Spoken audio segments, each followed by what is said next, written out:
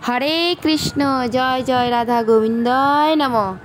Hello বন্ধুরা, তোমরা সবাই কেমন আছো? আজ একাদশী, হয়তো তোমরাও একাদশী করছো। হ্যাঁ, আমিও একাদশী পালন করছি। আমার অনেক দিন হয়ে গেল একাদশী পালন করা।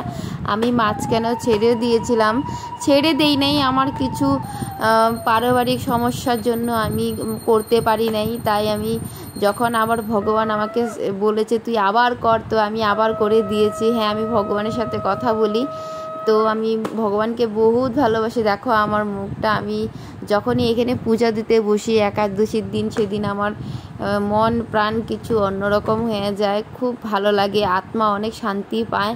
আর আমি গোবিন্দকে, এখানে যত দেবতা আছে সবাইকে স্নান করিয়ে আমি চন্দন দিয়ে, তুলসী পাতা দিয়ে চরণে দিয়েছি। আর এখানে এটা ভোগ নিবেদনের জন্য আমি মন্ত্র পড়ে পড়ে দেবো, কেননা আমি তো কিছুই জানি না। আমি এখন সত্যি কথা বলতে গেলে আমি গলায় তুলসী মালাও আমি নেই। তাই আমি ভগবানকে বলি, ভগবান আমি যেইভাবে পারি, আমি যেরকমভাবে তুমি আমার পূজাটা গ্রহণ করো।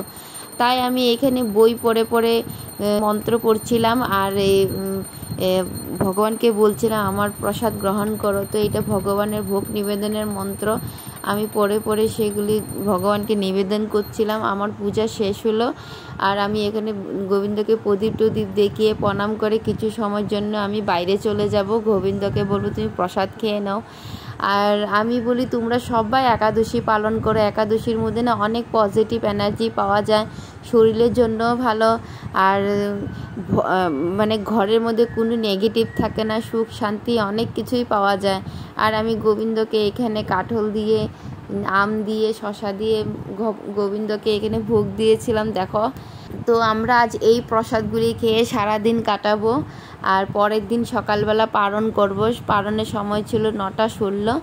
তো আমি তো কি বলবো, মানে যতই কম বলি ভগবানের বিষয়ে ততই কম হয়। আমি বলার মতো এখানে কিছুই থাকে না।